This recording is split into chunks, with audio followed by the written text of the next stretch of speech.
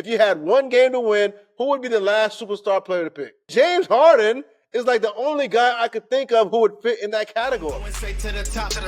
Just put the stack on the clock. I am Ray Allen's a shot. I'm going straight to the top.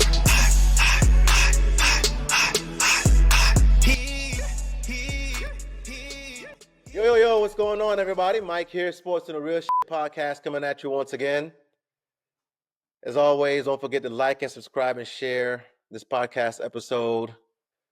Let people know what we got going on over here. Don't forget to check out the website, of course, sportsandthereal.tv, sportsandthereal.tv. That's when you'll catch the latest and greatest. The resources are out there and things of that sort. But appreciate you guys hanging out for a few minutes, as always. It's still playoff basketball. So I want to give you guys a recap and my thoughts on round one and then what I see happening in round two, all right? So let's get into it. So some high-level basketball in round one in some cases, and in other cases, not so high-level basketball, all right? So I'm going to start with the not-so-high-level basketball first. OKC and Memphis, not so high-level basketball. Actually, if you're Memphis, it was really terrible basketball, gross basketball. I told you guys after that game one that the series was pretty much over, right? It wasn't a blowout as bad as it was in game one. It was still several blowouts after that, all right? It was a garbage series, a sweep. Memphis really couldn't do nothing with OKC. Their athleticism, their versatility, it had nothing for them. Ja gets hurt. Triple J is getting guarded by J-Dub, which he shouldn't be. He can't do nothing against nobody. His low post game is clearly not there. When he's not shooting step back threes, is essentially useless on the court, on offense at least. OKC showed why they're one of the favorites, right? OKC didn't do anything that we didn't expect them to do already, which is they're athletic. They play sound basketball, smart basketball. They defend, they pass, they cut. They do all that stuff great. They're a great team. Truly an all-around great team, championship contender. If they win the championship, nobody's surprised. They're actually the favorites. So they show nothing differently, right? There was nothing to show plus or minus, nothing to say plus or minus about the OKC Thunder. So unfortunately, I had to spend time talking about the damn Memphis Grizzlies. And the Memphis Grizzlies are right now in a tough spot, because this team as currently constructed is not good enough anymore to make deep runs in the playoffs, all right? Like I said, Triple J is kind of a waste of height, unfortunately. He's tall, but he prefers to shoot step-back threes and spot up and walk up threes than to get his butt in the post and yam on people. That's one. Two, they're not as good defensively as they used to be, all right? I don't know what it is. They're just not as good as they used to be. I mean, obviously the league has changed, but their tenacity, their toughness is just not there anymore as what they used to be even, say, 2-3 years ago.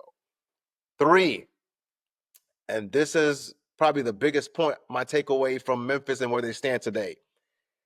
Ja Morant is still exciting. He can still get to the cup. He still got bunnies. He's still all of that. But you know what Ja Morant also is?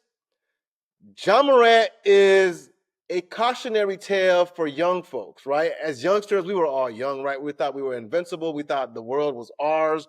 We thought we can do anything, right? There was nothing stopping us from doing whatever we wanted, right? A lot of us skirted the rules. We didn't care about things because we thought there was always tomorrow. We would always wake up tomorrow and we would always be young, right? When we were young, we thought we would always be young. We would always have energy. And that's what I'm trying to teach my kids that now. It's like, take advantage of the moment now. Take advantage of your youth now, because you're not always young. And make smart decisions now, because you're not always young. So Ja Morant is a cautionary tale that you're not always young. And you're not always going to get the same opportunities as you had in the past. Opportunities don't always come back around. So Ja was set to be the face of the league. He had the world in his hands, and then he dropped the ball. No pun intended. Ja dropped the ball. He had the opportunity to be the man, to be the face of the league, up and coming star, crazy hops, crazy game, clutch. He had it all. He had the personality. He had it all. And unfortunately, stupid mistakes cost him a lot of time. And now he's starting to get injured all the time. You're not always young. That's a message for the youngsters. Take advantage of your youth while you can. Take advantage of your opportunities while you can, because they don't come back around. They don't always come back around.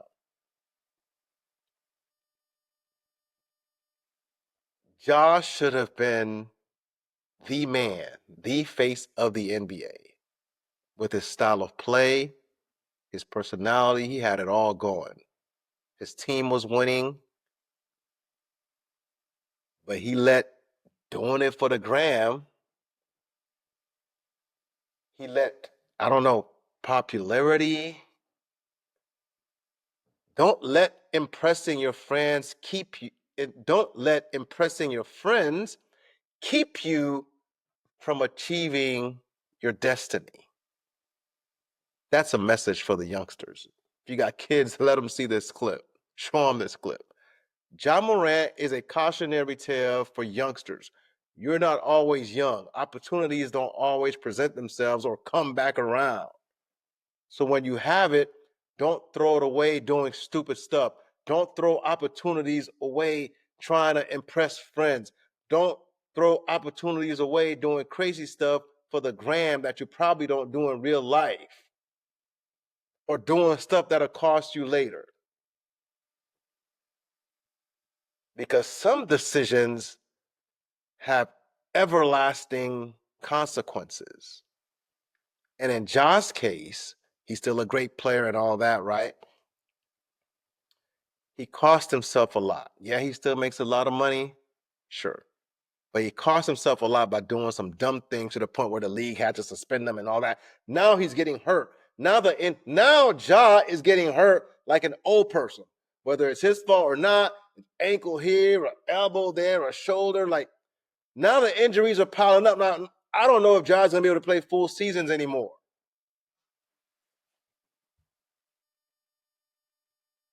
Take advantage of your youth, man. Don't let the opportunities pass you by. So I don't know where Memphis goes from here, because, like I said, their two best players right now may not be championship material. May not be championship material. You still got Desmond Bane. I mean, they still got a nice young squad. Scottie Pippen's kid, Scottie Pippen Jr., he's a really nice player. So they still got some talent. They probably could add more talent, but even if they add more talent, I don't see them with this core winning much anymore. The window probably closed on Memphis, unfortunately. So that's my takeaway from the OKC Memphis series. Let's move on. Minnesota Lakers also wasn't as interesting as I thought it was going to be. I picked Minnesota to win, and really it was because I picked them to win for the beginning of the year, so I wasn't ready to back off yet. But Minnesota beat the Lakers 4-1, and it really wasn't as competitive as one would have thought, as I thought. I thought it was going to be a longer series. But the Lakers got exposed, man, and that was my fear. So as great as they were playing towards the end of the season, my fear was that when it got to the playoffs, they would struggle because they got too many one-dimensional people. They got too many guys who can defend but can't score, can't shoot, or they got too many guys who are really great scorers like Luka and Austin, but who can't really defend. So Luka got exposed all the time, and Luka is still out of shape. And what is up with Luka's knee? Like, stay bleeding under his dang pants, his leggings. What is going on? But Luka's still out of shape. His knee, his back, struggling to get up the court. Like, at this point, it's like, is he acting, or is this real life? Is this really him? Because it happens every year. The same thing is lumbering up the court, can't stay in the game, like bending over. And we thought he was going to get in better shape hanging out with Bron. No, he ain't. So he acts old. LeBron is old. Like, obviously, LeBron ain't what he used to be. So at this point, it's really like Luka's the number one option. LeBron's the number two. But LeBron in the playoffs is, at least against Minnesota, he proved to be easily shut downable, which wasn't previously the case. So say what you want about these regular season stats, Bron is clearly slowing down, and Father Time is undefeated, and right now Father Time is catching up to LeBron. So the Lakers end the season in a 4-1, gentleman's sweep, and they're going to Cancun. All the talk about JJ Redick and is better than Darvin Ham, maybe, but in the playoffs, the outcome is the same. And the reason the outcome is the same, nobody wants to say this, is because you're dependent on an old guy to lead you to the promised land. So nobody's going to say this. Nobody's going to say, right, that, hey, man, it's probably best that the Lakers, if they're trying to win, which I don't think they are, they're trying to sell seats. If the Lakers are trying to win, it's probably best that you trade LeBron. Get some better assets, players that better complement Luka at this point, because it's clear that man's over the hill. But because he puts up regular season stats and every year you hear it, oh, I can't believe this guy's 39. Oh, I can't believe this guy's 40. Next year, oh, I can't believe this guy's 41. Oh, no 41-year-old's ever done this, and no 42-year-old's ever done this. And that's all you're going to hear. But the truth is, come playoff time, it's clear that he's old. And if the Lakers are trying to win, they would find a way to get younger fast, so that they're not reliant on LeBron having to put up 30 points and having to defend. He tried to defend, but he's old. He moves different, bro. Great athlete, maybe greatest athlete the NBA's ever seen, but he's old at this point. And to ask him to do all that ain't right. It ain't going to win you a chip. So LeBron is an issue, and it's not his fault that he's old, but the Lakers are trying to sell seats, so they don't care. They don't care. So LeBron's old, Luka's body is old. So you got two old heads trying to lead the Lakers. That's not going to win a damn thing. So when you run into the young Bucks, you run into the Anthony Edwards, hey, man, I could run all day. I could play all day. They can't keep up. Or if they would have ran into OKC, right, even though I thought they could give OKC trouble because of LeBron and Luka's pedigree or this and that, turns out I was wrong about that. OKC is too young. They would have ran him out the gym, up and down the court. Too young, too fast. But Minnesota was a perfect matchup because they never really had a chance to expose Rudy. Like the last game, Game 5, Rudy out there looking like freaking David Robinson, prime David Robinson. The Lakers made Rudy look like prime David Robinson, bro. Out there getting 20-20s. What is going on? What is going on? So, yeah. So, Minnesota moves on. Ant being the guy I expect him to be, I want him to be. I guess that continues, even though he kind of got carried that Game 5. And Adam Silver has to find a new script or a way to adjust that script so that LeBron can get his 5th ring and tie Kobe and be one away from Jordan. I didn't say that. I didn't say that, did I? Come on, Adam Silver. We know what's up. Pulling the levers, man, to crazy-ass trades. How'd that happen? I guess they got to find another way to adjust the script, man, to get the happy ending, because it ain't happening like this. This squad here, they look good. They look good in the regular season. I don't think this squad can compete in the playoffs. They would have to add more pieces, like more two-way players, because that's what the league is. That's what the league is becoming for winning teams. The more guys who can, unless they're like elite at scoring, they gotta be able to defend. And Austin is good, but he can't hold nothing. And Luka is great, but he's even worse. Like Luka just be watching. Doing absolutely nothing. So Minnesota moves on. Clippers in Denver.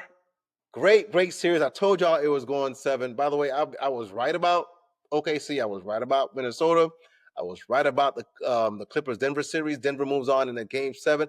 That was a great matchup. Great matchup until game 7 when it was over. So here's my takeaway, right? Besides Denver still being a force, right? And a force that people have to deal with. James Harden is one of the greatest players in NBA history. He really is. I give it to him. James Harden is one of the best offensive players in the history of the NBA. But James Harden is also one of the worst star players when it comes to big games ever.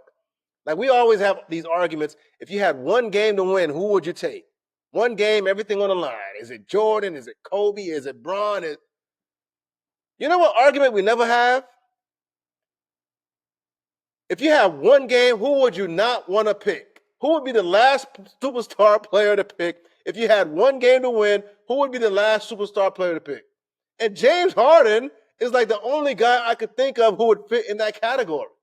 He is literally the worst star player when it comes to big games. Like, if you're trying to win a game elimination game 7, whatever it is, like win or go home, James Harden is not your man. He will fold.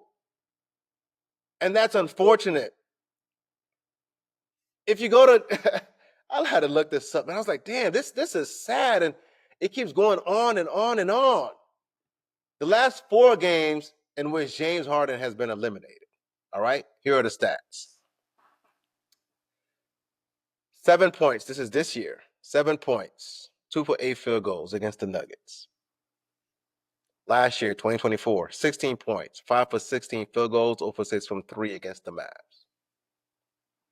2023, 9 points. 3 of 11 field goals, 1 for 5 from 3 against the Celtics. Remember that Celtics one. That was with him and Joel Embiid looking ridiculously terrible. 2022, 11 points, 4 of 9 field goals, 3. It goes against the Heat. It goes on and on and on. Like, what is it with James Harden that he can't, we remember we remember the San Antonio series when, Kawhi, is hurt, and like he can't even get them over the hump in that series. Like, we remember these things, man. And it's like, what is going on?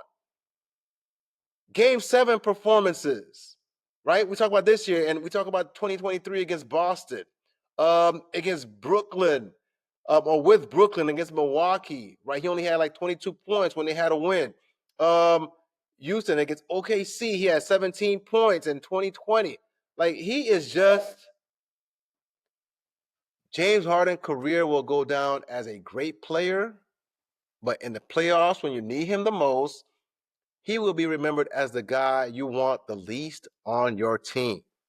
And that is unfortunate. That is unfortunate.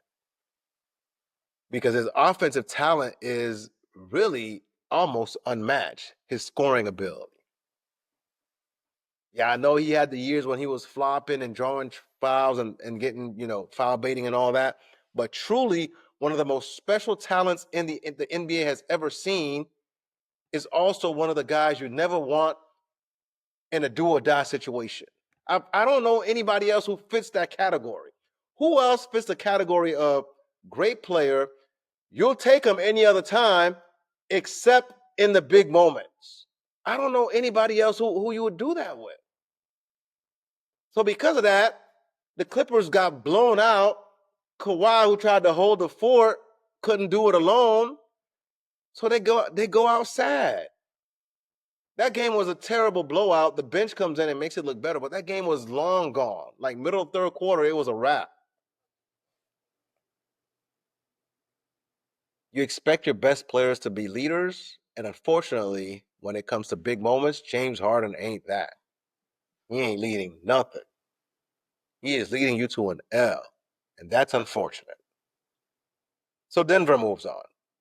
People are talking about, give me James Harden over Dwayne Wade. Yeah, right. Give me the guy who's clutch in the playoffs. Give me the guy who doesn't back down. Give me the guy who always shows up, win or lose. Give me D-Wade. And he plays defense. But besides that, give me the guy who shows up. So the D-Wade, James Harden comparison was never a real comparison to me. It was never a real argument. And this just accentuates it. A guy that you will never be able to count on in the big game, you're going to take him over D-Wade? NBA champ D-Wade? Down 2-0 comeback D-Wade? Nah. Nah. That's wild, man. That's crazy to me. Like watching that game yesterday, I'm like, damn, this is like deja vu all over again. All right, Denver moves on. Golden State Houston was closer than I expected. But at the end of the day, Golden State, wraps it up. Steph and Jimmy, their experience in big games, you can see it with Draymond, the way they play, the way they keep their composure versus the young Rockets. The Rockets are up and coming for sure. They got a bright future. I'll talk about that in a second. But Steph and Jimmy's experience, man, Steph in that game 7 started, slow and then started making shots. It was like, damn, yeah, he's still like that. He still got it. He's still Steph. Some of these shots that Steph makes, it's just dumb. God. Unmatched talent. Steph Curry is a one-of-one singular talent. Nobody else ever, and nobody else will ever be. There will never be another Steph Curry. Right? Just like we say there's never going to be another Bron, there's never going to be another KD. These guys are singular talents in the way they are built, the way they play, their abilities. Like, there's not going to be another Steph Curry, man. So the Rockets did great. Like, the Rockets face guarded this cat all series. Like, they didn't care about nobody else. It was giving Draymond open shots. Like, the fact that the Warriors found a way to pull that series out is crazy because the Rockets defense was legit. So shout out to Golden State. Shout out to Houston on a great series, young squad. But Houston does have a decision to make, all right? So the Rockets right now are like, Jalen Green's supposed to be their best player, their leader, right? But he really isn't. So they got a decision to make because, to me, Jalen Green is kind of in that spot where he's cast as a number one, as a 1A, but he's really not. Getting paid, gonna get even more paid like a 1A, but he's really not. So he's really gonna tease Rockets and Rockets fans like a number one option, but Jalen Green's not a number one option. He takes bad shots still, and his shooting's not that great. He's not that efficient, whether from 2 or from 3. He doesn't make smart plays to me. He doesn't do anything else on the court, right, to help the team when his shot ain't hitting. So in that game 7, he kind of went out sad, not doing much. So I don't think he's a number one. He's explosive as hell, but he takes bad shots. And he doesn't do much else. So that's 1. 2, the Rockets have Scottie Pippen 2.0 on their team and Amen Thompson. My God. This guy, I heard on the broadcast, they called him a human double team, a one-man double team. This guy is legit.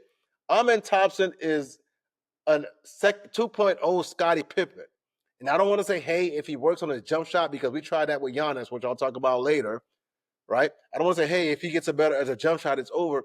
Some guys never get a jump shot no matter how much they work on it. It never works out. But this guy, as is, if he just continues to develop, he's going to get stronger. His IQ is going to grow. Like, he's already really smart defender, really smart player, makes smart plays. Like, if I'm the Rockets, I'm building around Cancun and Amen Thompson. And I'm finding me another number one, a real number one option. And it's not like those are just out there waiting, like falling off of trees. But if I'm the Rockets, I'm building around Amen Thompson, Scottie Pippen 2.0, and Alperen Sengun. I don't know if Jalen Green is a true number one option. So he may tease you guys along for a couple more years until you realize he's not a true number one. Well, listen to me. Listen to your boy. I'm telling you right now. He's not a number one option. It's clear in that series he had like one good game against Golden State. One good game for a guy who's supposed to be your best scorer, your leading scorer. He's good, explosive, got bunnies out of this world, but he's not a great defender. He could be better. He doesn't really create for his team. Like Fred VanVleet was like, the creator probably, last couple of games, Fred VanVleet was probably their best player. So I would build around the youngster Amen and Şengün and go up from there. But they got a great team, man. They got an up-and-coming team. Clearly, Ime Udoka is a really damn good coach. Unfortunately, he messed things up in Boston, getting freaky deaky. Couldn't keep his stuff in his pants. You know what I mean? But he's a damn hell of a coach to get that team from where they were when he got there. Constant lottery team to now, just in 2 years. Crazy. It's ridiculous. So shout out to Houston. Y'all got a squad, man. Y'all just need to find a couple more pieces, the right pieces. But y'all got some talent there on that squad for real. All right, so that's the West. I was 100% with the West. Like I said, OKC, Minnesota, Denver, and Golden State moves on. Eastern Conference, Cleveland and Miami, nothing to talk about in that series. Miami didn't have anybody to score the ball outside of Tyler Hero, and Cleveland knew that, so that was a wrap. Bam had a couple good games, but he's not a scorer. That's just not his personality. Bam is not. That's not what he does. All right. So Bam is a great third piece when it comes to offensive productivity. He's not going to be if he's your number 2 scorer consistently, you're not going to win much, and that's what happened in Miami. So they kept getting smacking and blown out. Cleveland proved to be a great team. What is Pat Riley going to do? So Pat Riley's really been resting because he's the godfather, right? He built the Heat culture. But at some point, somebody's got to say, hey, Pat, what are you going to do to make the Miami Heat better, to bring in a superstar, why Jimmy left, to bring in a superstar to help this team contend? Because Spoelstra is still a hell of a coach. He could still design defenses that give team problems. He's great schematically still. But at some point, you got to have talent to win in this league. So somebody's got to ask Pat Riley, hey, man, what are you going to do to help Spoelstra? What are you going to do to give me some pieces so that I can actually win games and not be just like a 40-win team, barely scrape by, get into the playoffs, and then, get bounced out in the first round because I ain't got no real players? When is somebody going to hold Pat Riley to the fire? Is it, well, he's Pat Riley. He's a legend down there in South Florida now. They won chips with him. So, ain't nobody else winning in South Florida. I guess the Panthers have won. Dolphins ain't winning nothing. I guess he gets Godfather status. He gets to do whatever he wants, I guess.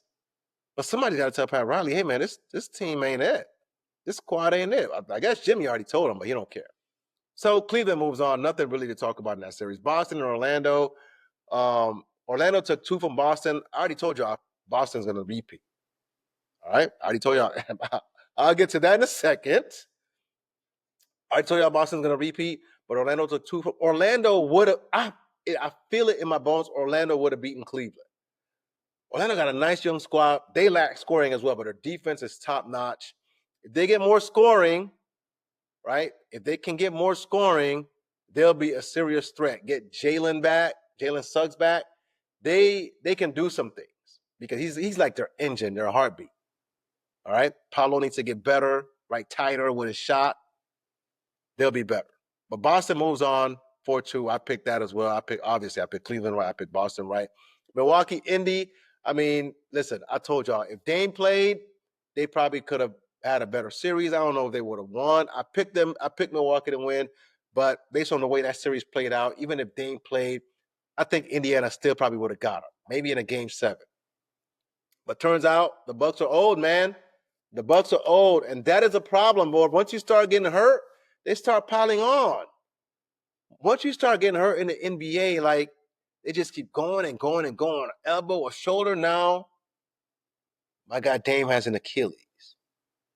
And that's sad because I wanted to see him with Giannis, but he spent his prime. He gave his prime to the Blazers, which I'm fine with because he's a loyal cat. I love loyalty. I admire loyalty. But he gave his best years to the Portland Trailblazers, who at times, didn't have enough around him to do anything with, especially in those Golden State dynasty years. So now he's old. When him and Giannis paired together, should have been a legit threat to the Celtics. They're both old. Either one's hurt or the other. Giannis is in what was this year 11? Dame's year 12. They're old, and the injuries are going to pile up.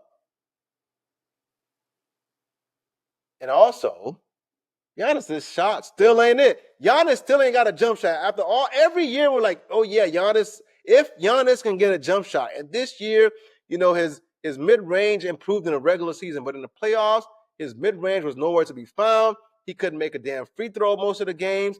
Like, Giannis still doesn't have a shot, and that is what I'm saying when I say we're always talking about, well, if this guy get a shot and he's gonna become a better shooter. No, it doesn't always happen. It doesn't always work out that, so-and-so becomes a better shooter. Giannis is a slightly better shooter than he was before, but his shooting is still not a threat. And the Pacers knew that. So they were giving him those shots, and he would hit one and miss the next and miss the next. He'll go to the hole, they'll foul him. He, hit 50% on free throws. So Giannis still ain't got a shot. His offensive skill set is still limited to what he's been doing for several years now. His fans ain't going to like that. Bucks fans ain't going to like to hear that, but it's true. Giannis's skill set has not improved much from what he was before. Slightly better. But his main skill set is getting to the basket, spinning, dunking on people. And as a result, when you don't have Dame on the outside or Chris Middleton on the outside, you become one-dimensional. He's not much of a creator. He's not setting teammates up, right? So it felt like it was just him out there a lot. Even though Gary Trent had game, right? But it felt like it was just Giannis. So he needs, he needed prime Dame, which ain't coming back. He needs a Chris Middleton type. Giannis needs a Chris Middleton type to help him get over the hump. Because when he has the ball, he's not a shooter. Teams are just going to back off and let him shoot. So when it's closing time, teams are like, hey, Giannis, you can shoot. You don't have anybody else who can create. You don't have anybody else around you who can shoot, create their own shot, create for others. And it just becomes him going to the hole trying to spin and dunk, and he's going to get fouled and go to the free throw line, and half the time you don't know if he's going to make it or miss it. So Milwaukee goes down. I guess I got that prediction wrong. But man, it's sad to see Dame go out like that. KD recovered, but these injuries, they vary by person. You never know. You never know how Dame recovers from this. You never know how he comes back. I mean, you could see it the way he went down, non-contact injury. Like, it's like, oh, I'm trying to go for the ball, but I can't. So, yeah. Damn. Injuries suck. But the Bucks are old. They're going to have to, they got to figure it out. Kuzma was a no-show. Like I said, Kuzma's not a real third option if you're trying to build like a big three. He's more of a high-level role player. Gary Trent played well. Kevin Porter had moments, but I think they're missing pieces, and, Doc's going to get the blame, but oh well. Indiana moves on. Really good team. Pacers got a nice squad. I think I underrate their defense. They play really good defense. They can get in your stuff when they want to, right? They give you the illusion that they're just an offensive team still. But when the Pacers want to play defense, they really, really lock up. And they can lock up really well. Andrew Nembhard is impressive. He plays probably the best defense on the team, at least on the perimeter. He gets up in your jump, and he makes you work for it. He got offensive game, more than I thought. So the Pacers got a nice young team. Rick Carlisle's a hell of a coach.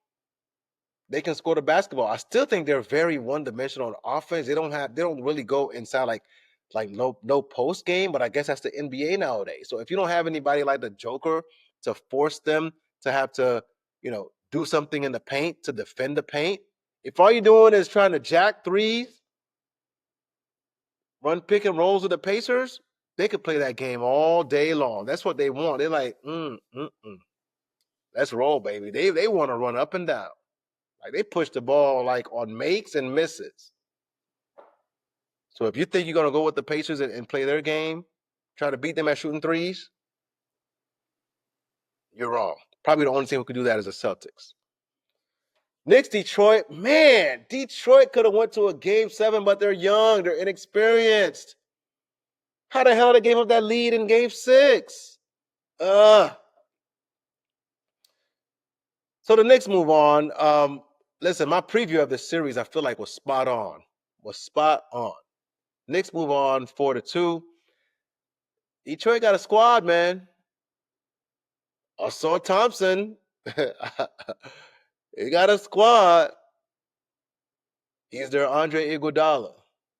Kay Cunningham, obviously, he's going to have to learn how to play big boy playoff basketball. It's playoff basketball. You got to be ready to play every game, bro. Tobias Harris, in the playoffs, neither here nor there. Sometimes he'll show up, sometimes he won't. You can't really count on that. Jalen Duren, he's going to have to polish more offensively. But these boys are coming. J.B. Bickerstaff had these boys playing. Like, listen, I don't know what else to say. They were young and experienced, and it showed. New York played great at times, but they should have gotten beat. An experienced team would have beaten the Knicks, would have took them out. So they got lucky, and they moved on. Jalen Brunson is still that guy. Tough bucket after tough bucket. You can't discount big body Brunson. All right? So the Knicks got a squad, nothing to play with. But Detroit probably should have at least went to 7 games. And if a better team, like a more experienced team, like might have taken that series. Because there were times where the Knicks didn't really, Detroit make the Knicks like looked like they weren't really that good. So Jaden Ivey comes back for Detroit.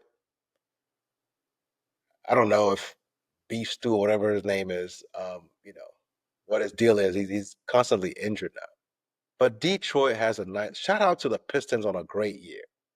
Y'all got a nice squad. All right. So I feel like the future's bright for Detroit. But the Knicks move on 4-2 on that series. So that was round 1. All right. Round 2. All right, let's get it. Playoff basketball. Dun, dun, dun, dun. Round 2, we got Cavs and Pacers, Boston and the Knicks, Denver versus OKC, and Minnesota versus the Warriors. All right, round 2 picks. Let's go. I got the Cavs beating the Pacers in 6. I actually watched the first game. Pacers won. So the Cavs will beat the Pacers in 6 if Darius Garland plays. All right? If Darius Garland doesn't play, then it's bad. Okay? Because they don't really have any other player who's really a creator to set people up, control the pace. Like, Donovan can go, but he can go get his own. He's not much of a creator. Darius Garland can actually set people up, run the right play, make sure this guy gets the ball, that guy can, like, organize an offense. The things that we take for granted in today's NBA because we think, well, anybody who can handle can. Nah, man. Darius Garland is actually a PG. He can run the point. He can score, but he can actually run the point. And they missed him clearly against a team like the Pacers, their inability to actually create and run true sets. Besides, hey, Donovan, go score. All right? So if he doesn't play, they're going to get taken out. But if he plays, the Cavs will beat the Pacers in 6. But it's going to be a good series. High octane, back and forth, high scoring. I would not be surprised if the Pacers win the series, all right? But I'm picking the Cavs in 6. Boston versus the Knicks. I just watched game 1. The Knicks won an overtime thriller. The problem with Boston, as much as I'm picking them to win the championship, Boston is they're still overly reliant on a damn three-point shot. They missed like 45 or damn near 50 three-pointers. In one game, a record-setting number of three-point misses. Boston Celtics? How, bro? Do something else. If it ain't falling, that's what I can't stand about the modern NBA. These teams, if they ain't hitting threes, they are useless. Lucky for Boston, they could still defend. And they made some timely baskets. But, bro, find some inside game, man. I can't stand it. They just kept jacking shots. And that allowed the Knicks to come back because there was no variety, no different offensive sets to get different looks. It was just, hey, pick and roll, step back three. Jason Tatum took about 10 step back threes that were dumb as hell, especially when you're not hitting. Do something else. Your game is too varied. You're too great offensively to just sit there taking step back threes against Jalen Brunson? What? So Boston has the better squad. They should win. They should win. I don't expect this series to be as close as this first game was. So I would pick Boston to win in 5, to be honest. 6 at the most. Boston should take this series. 6 at the most. But really, I think Boston should take this series in 5. Even after game 1. Because they can defend. They can defend, I think, more consistently and better than the Knicks. The Knicks did defend great in game 1, but I don't see them able to keep that up. I don't see Boston shooting like that the rest of the series. If they do, hey, anything goes. I don't see Boston shooting like that the rest of the series. All right? Jalen Brunson is still Jalen Brunson. Clearly, he's still doing his thing. If I'm Boston, I'm forcing everybody else to beat me. I'm sorry. I know OG played great, but can OG pull that in for 4 straight games? I don't know. Because OG kind of carried. I ain't going to front with you. Yeah, Jalen played great late. He made some tough buckets, but OG kind of carried them. All right? So that's how this series is going to play out. Boston should beat them in 5 or 6. I don't think it's as evenly matched as game 1 looked, but we'll see. All right? I don't know if the Knicks' defense was so great. It was more so Boston taking some tough, bad shots. And if you're bricking, do something else for the love of God. Denver and OKC. Whew! This is a tough one. This is a tough one, Denver and OKC. But you know what? OKC has no defense for the Joker. He should file out Harden'S sign, and they ain't got nobody else for him. They damn sure ain't gonna put Chet on him. Aaron Gordon is too physical for Chet. Shea is unstoppable still. Denver has no answer for him. Denver has no bench. OKC is deeper. Denver has suspect outside shooting. So look at all these negatives for Denver, all right? They can't stop Shea. They have no bench. They're not as deep as OKC. OKC is much deeper, a bunch of two-way players. And they really have no outside shooting outside of Michael Porter Jr., who got a hurt shoulder. Having said all that, I got Denver in 6. Denver's going to beat OKC in 6 games. Bookmark. Here's why. Like I said, they have no defense for the Joker, and Gordon is too physical. This is going to play out. This series is going to play out like last year's series against the Mavericks OKC series, because Daniel Gafford and Derek Lively, the way they played, they grabbed all the rebounds. They were just overwhelmingly too big. I think Denver is going to overwhelm with their size, with the Joker and Aaron Gordon and their physicality. And they're going to make OKC look small. And as a result, I got Denver winning in 6, y'all. Upset City. That's my upset pick of the second round. I think Denver takes out OKC in 6. They're just too big. They have zero answer for the Joker. Nobody does.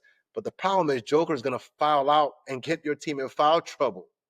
He's not just going to score and pass and do all these things. He's also going to get you in foul trouble.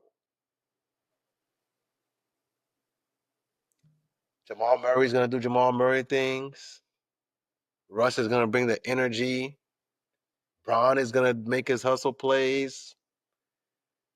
I like Denver in 6. That's my upset pick. Bookmark it. Minnesota and Golden State.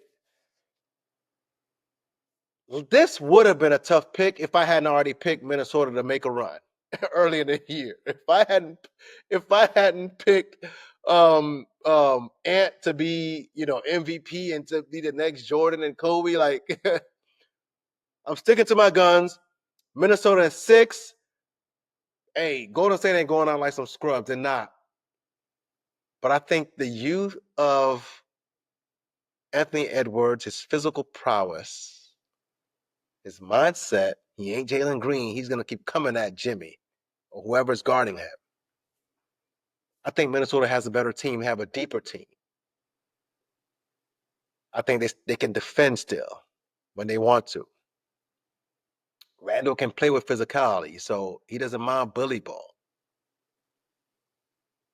The question is, how are they going to defend Steph? Are they going to do we're face guarding Steph and he can't touch the ball, or are they going to let him go off and clamp everybody else? Houston took a different approach. We'll let everybody else shoot and we'll clamp Steph. We'll see how Minnesota defends, but I got Minnesota in 6. I think they're the better team. I think Ant shows again that he's the next guy. He's the next Jordan, Kobe clone guy. Again, I think Julius Randle's been playing some great basketball. Rudy's height will become a problem, even though they're going to try to pick and roll them to death and ISO him on Steph. I hope not. Minnesota's going to have to trap those pick and rolls when it happens. Jimmy is still playoff. Jimmy's something to prove against Minnesota, I guess. You could say that. It's been so long ago. I don't know. But some people will say he has something to prove against Minnesota. But in the end, I like Minnesota to beat Golden State in 6 games. Anthony Edwards lives on. Carries them to the next round. So round 2, my predictions. Bookmark it. We'll revisit. I got Cavs beating the Pacers, if there is Garland plays. I got Boston beat the Knicks, 5. I got Denver upsetting OKC. And I got Minnesota beating Golden State in 6. Those are my picks. Lock them in. We'll check back after the series are over. All right? Good basketball, though, y'all. If you're not watching the NBA, listen, again, I talk about the NBA and what it's lacking as much as anybody, but this has been some really, really good basketball. Dudes are defending, the refs are letting them play, they're getting physical, they're talking. This is 90s, early 2000s ball they're playing right now. Why they can't do this in the regular season, I don't know, but I'll take what I can get, all right? So playoffs continue, tune in, but I'm going to holler at you guys next time. This has been fun. The basketball has been fun. Keep watching. Keep tuning in. Share, like, comment, like I said, all these things. I appreciate you guys hanging out with me for a few minutes, but I will catch you guys next time. I'm Mike. It's Sports in the Real. You guys be good. Peace. I'm going straight to the top. Just put the sec on the clock. I am Ray Allen's a shot. I'm going straight to the top.